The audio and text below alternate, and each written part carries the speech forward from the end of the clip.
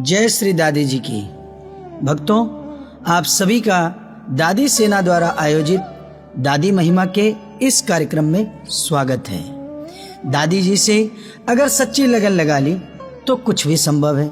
दादी जी ने अगर आपकी सेवा स्वीकार कर ली तो कुछ भी संभव है। दादी जी ने अगर आपके सिर पर हाथ रख दिया तो कुछ भी संभव है।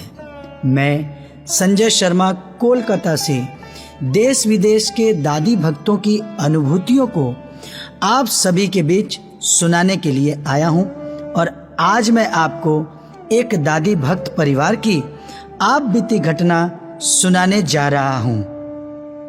आज से लगभग 20 वर्ष पूर्व की ये घटना है। श्रीमती रेखा बागला, जो कि उत्तर प्रदेश के आनंद नगर में रहती थी, अचानक उन्हें उल्टियां शुरू हो गई और कुछ भी खाती तो उन्हें उल्टी हो जाती। यहाँ तक कि वो पानी भी पचा नहीं पाती थी। इसके लिए वो बहुत अधिक परेशान थी और इस कारण से उन्होंने अनेक डॉक्टर हकीमों से अपना इलाज करवाया, परंतु उससे कोई फायदा ना हुआ और इसके कारण लगभग 7 वर्ष उन्हें इस बीमारी को झेल कर बिताना पड़ा। साल 2007 में उनकी भेंट दादी जी के एक भक्त के साथ हुई और बातों ही बातों में उन्होंने अपनी सारी परेशानी उस भक्त को बताई। उनकी बातें सुनकर उस भक्त ने कहा कि आप दादी जी का नाम लेकर नवरात्र का पूजन करें एवं अखंड दीपक जलाकर दादी जी के सामने प्रार्थना करें। आपकी मुश्किल अवश्य दादी जी दूर करेगी। रेखा जी ने उनकी बातें तो सुन ली, लेकिन उन्हें इस बात का पता नहीं था कि नवरात्र कब से प्रारंभ होने वाली है और उन्हें किस तरीके से पूजन करना है। इस बात से वो काफ़ी चिंतित थी। कुछ दिनों बाद उन्हें सपने में दादी जी का दर्शाव हुआ और दादी जी ने उनसे परसों के दिन से नवरात्र का पूजन प्रारंभ करने के लिए कहा और कल से सारी तैयारियां करने को कहा। अगले दिन सारी तैयारियां रेखा जी करने लगी और कलश स्थापना करने के लिए बाजार से नारियल लाने के लिए गई। बाजार में हर तरफ ढूंढा, लेकिन उस दिन उन्हें कहीं नारियल मिल ही नहीं रहा था। फिर अचानक एक स्थान पर उन्हें नारियल दिखाई दिया।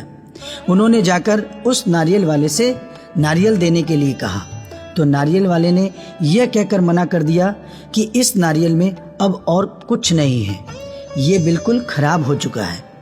लेकिन रेखा जी के पास दूसरा कोई उपाय नहीं था, क्योंकि पूरे बाजार में ढूंढ कर भी उन्हें नारियल नहीं मिला था। इसलिए उन्होंने दादी जी का नाम लिया और उस नारियल वाले से उसी नारियल को खरीद लिया और उसे लेकर घर आ गई। अगले दिन कलश की स्थापना की।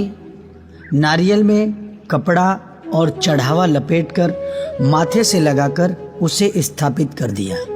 दादी जी की अखंड ज्योत जलाई और दादी जी का भक्ति भाव के साथ पूजन किया। पूरे नवरात्र बड़े ही मन से और बड़े ही लगन से रेखा जी ने दादी जी का पूजन किया था।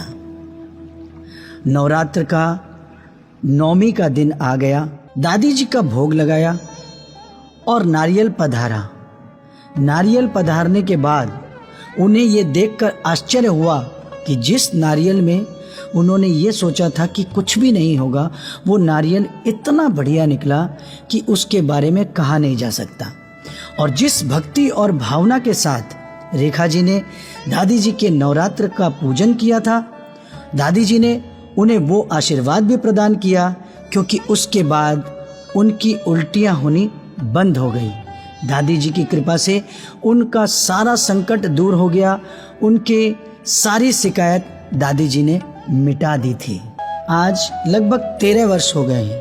रेखा जी उसी भक्ति और भाव से दादी जी की पूजा अर्चना करती है और बड़े ही भक्ति के साथ नवरात्र का पूजन करती है। दादी जी का उन्हें आशीर्वाद मिला।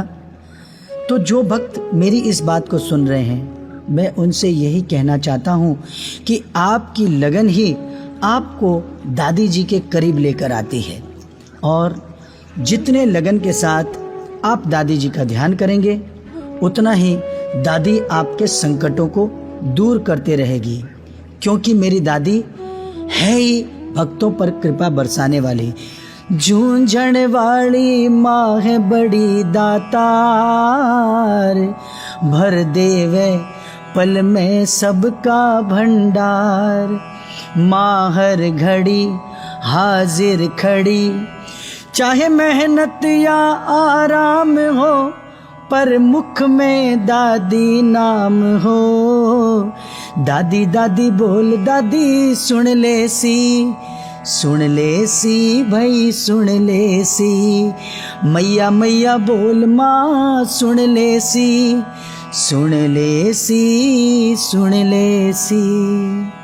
भक्तों, अगर कभी भी आपको इस बात का एहसास हुआ हो कि दादी जी ने आपको या आपके परिवार को प्रत्यक्ष या अप्रत्यक्ष रूप से अपने अनुभूति कराई है, तो आप अपनी अनुभूतियों को हमारे पास लिखकर या रिकॉर्ड करके भेजें। हम दादी भक्तों के बीच उनको भी बताने का प्रयास करेंगे। इसी के साथ मैं आज अपनी बात को यहीं विराम देता हूं। अगले रविवार प्रातः 11 बजे फिर से किसी दादी भक्त की नई अनुभूति को दादी महिमा के माध्यम से आपको सुनाने के लिए आऊँगा। और जाते जाते एक बार फिर वही कहता हूँ कि जगा लो ऐसी भक्ति की प्यास कि दादी जी रखे आपको अपने पास। तब तक के लिए जय दादी की।